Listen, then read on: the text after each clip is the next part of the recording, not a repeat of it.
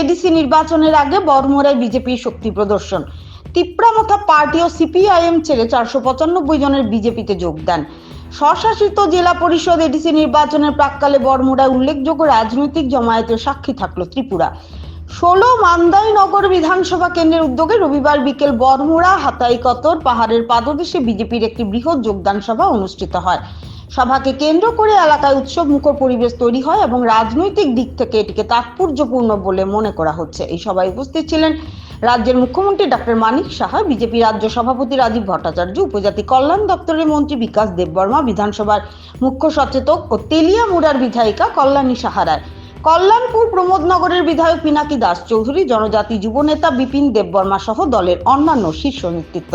সভায় 181টি পরিবার থেকে মোট 495 জন জনজাতি ভোটার তিপ্রামথা ও সিপিআইএম ছেড়ে বিজেপিতে যোগ দেন। রাজনৈতিক মহলের মতের জনজাতি অধ্যুষিত এলাকায় এই দলবদল এডিসি নির্বাচনের আগে বিজেপির জন্য কৌশলগতভাবে গুরুত্বপূর্ণ বার্তা দিচ্ছে। সভায় বক্তব্য রাখতে গিয়ে মুখ্যমন্ত্রী ডক্টর মানিক সাহা বলেন, বিজেপি সরকার সব সম্প্রদায়ের উন্নয়নে প্রতিশ্রুতিবদ্ধ এবং উন্নয়ন ও শান্তির রাজনীতিকে সামনে রেখেই রাজ্য এগিয়ে চলেছে।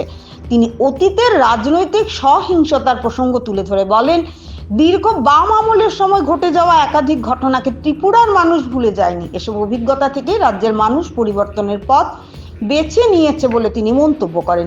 বিজেপি রাজ্য সভাপতি রাজীব ভট্টাচার্য তার বক্তব্যে তৎকালীন বাম শাসনের তীব্র সমালোচনা করেন এবং বর্তমান সরকারের উন্নয়নমূলক কর্মসূচির কথা তুলে ধরেন। সভার শেষ পর্যায়ে বিধায়িকা কল্যাণী সাহা রায়ের বক্তব্যের মাধ্যমে অনুষ্ঠানের সমাপ্তি হয়। রাজনৈতিক পর্যবেক্ষকদের মতে তিপ্রামথা পার্টি ও সিপিআইএম এর প্রভাবশালী এলাকা হিসেবে পরিচিত অঞ্চলে এই যোগদান বিজেপির সাংগঠনিক শক্তি বৃদ্ধির ইঙ্গিত দিচ্ছে। আসন্ন এডিসি নির্বাচনে জনজাতি ভোট ব্যাংকের দখল নিয়ে যে প্রতিযোগিতা শুরু হয়েছে, এই সভা তার একটি গুরুত্বপূর্ণ অধ্যায় হিসেবে বিবেচিত হচ্ছে। আগামী দিনে এই যোগদানের প্রভাব নির্বাচনী ফলাফলে কতটা পড়ে সেদিকেই নজর থাকবে। ত্রিপুরা থেকে গোপাল সিং এর রিপোর্ট, আসাম প্রাইম নেটওয়ার্ক। রাত্রি তখন 9টা, 3-4টা ফ্যামিলি শুয়ে আছে। কোথায়?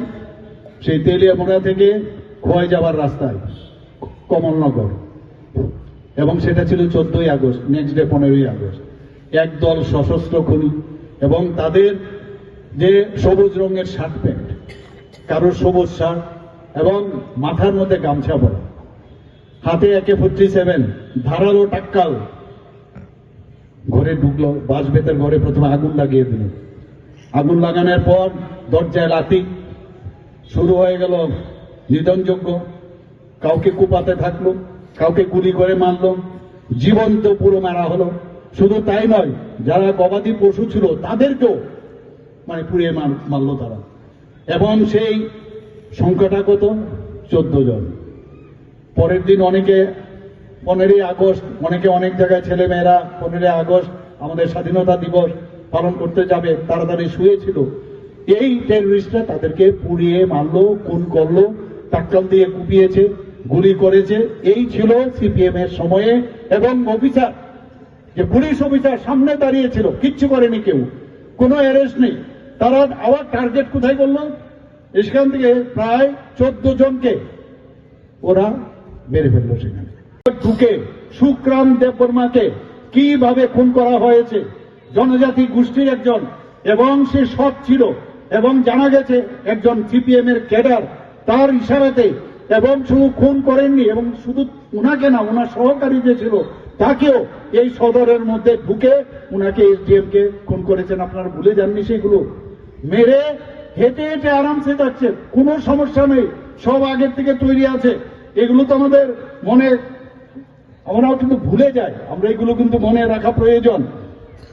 আমাদের 1982 সালে কৈলাস শহরে কংগ্রেস কর্মী, এই কংগ্রেসে এখন গিয়ে হাত মিলিয়েছে এই সিপিএম এর সাথে। দুঃখ হয়, উনাদের জন্য দুঃখ হয়। সেই কংগ্রেস কর্মী ভগবতী বসাককে পুরো পরিবার, পুরো ফ্যামিলিকে আগুন দিয়ে পুড়িয়ে মেরেছে বন্ধুগণ। এবং আমাদের টিএমসি ত্রিপুরা মেডিকেল কলেজের আপনারা আন্দোলন আপনারা জানেন, কংগ্রেসের মাধ্যমে সেটা হয়েছিল। এবং সেখানে পুলিশের গুলিতে পাপাই সাহাকে খুন করা হয়েছিল, আপনারা সবাই জানেন। এখনো মাঝে মাঝে ফটোগুলো যদি দেখেন, কি নির্মম ভাবে যারা আন্দোলনে ছিল তাদেরকে কিভাবে পিটিয়েছে, মেরেছে। তৎকালীন সময়ের পুলিশ, আপনারা সবাই জানেন বন্ধুগণ। আপনারা এটাও জানেন যে আমাদের যে অলোক দেব, উনি কি করেছেন, ভারত মাতা কি জয় এই কথা বলেছেন ছাত্র যুব মোর্চার নেতা অলোক দেব। এবং সে যেহেতু ভারত মাতা জয় এই কথাটা বলেছেন, মুখের মধ্যে এই ক্যাডার বাহিনী তার মুখের মধ্যে প্রস্রাব করে দিয়েছেন জাস্টিমাদিন, এবং প্রস্রাব করে দিয়ে বলেছেন তুমি ভারত মাতা কি জয় বলেছ, এই কারণে তোমার মুখটাকে শুদ্ধ করার জন্য আমি প্রস্রাব করলাম আমরা। আপনারা চিন্তা করুন এই অবস্থা ওনার ছিল। আজকে আপনারা যদি পুষ্প কাপালির কাহিনী যদি আপনারা শুনেন, গায়ে কাটা দেবে। 7 মাসের অন্তঃসত্ত্বা পুষ্প কাপালি, তাকে পার্টি অফিসে ডেকে নিয়ে তার পেটে বারবার লাথি মেরেছে। আর আজকে ওরা গণতন্ত্রের কথা বলে, এবং সেখানে কারণ কি, সে বিজেপির টিকেটে নির্বাচনে লড়েছিল, সেই কারণে তার সেখানে গর্ভপাত হয়। এবং তাকে কতটুকু মানে অত্যাচার করলে, এই যে নৃশংসভাবে তাকে যেভাবে তারা অত্যাচার করেছে সবাই জানে। 62 বছর বয়স্কা বিজেপি প্রার্থী, আমি নামটা নাই বললাম, নামগুলো আমি অন্য নাম নেব না আমি, শ্যাম ভট্টাচার্য, তার বাড়ির ভিতর ঢুকে সিপিএম আশ্রিত গুন্ডা বাহিনী, এই বিজেপি যে সমর্থক, তাকে দর্শন করে তার লালসা মেটায় এই কমিউনিস্ট দর্শকরা, এবং তাকে দর্শন করে তাকে মেরেও ফেলেছে। এখানে আমাদের মাননীয় বিধায়ক এখানে আছেন, উনি খুব ভালো করে জানেন কল্যাণপুরের ঘটনা, উনি সব জানেন। আমি কল্যাণপুরেও কিছুদিন আগে গিয়েছিলাম।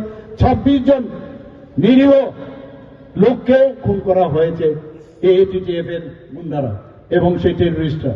আমাদের এখানে চানমোহন ত্রিপুরা, আমাদের ভাবুন আপনারা, প্রথম শহীদ ভারতীয় জনতা পার্টির চানমোহন ত্রিপুরা, জনজাতি অধ্যুষিত এলাকার চানমোহন ত্রিপুরাকে, তার কি দোষ, সেই গন্ডাছড়া মহকুমায় উনি জনজাতি মোর্চা মন্ডল সভাপতি ছিলেন এবং দলপতি গ্রামের ভিলেজ কমিটি নির্বাচিত সদস্য। যখন মোদীজি 2014-তে সারা ভারতবর্ষের মধ্যে এমন একটা অবস্থা করেছে, ভয় পেয়ে গেল, এবং যেহেতু এই সিপিএম এর আমলে এরকম একটা নির্বাচিত কি করে হয়, তাকে খুন করার ষড়যন্ত্র করেছে বন্ধুগণ। ওই এলাকার যিনি এমএলএ ছিলেন তার নির্দেশে সেই খুন করা হয়েছে।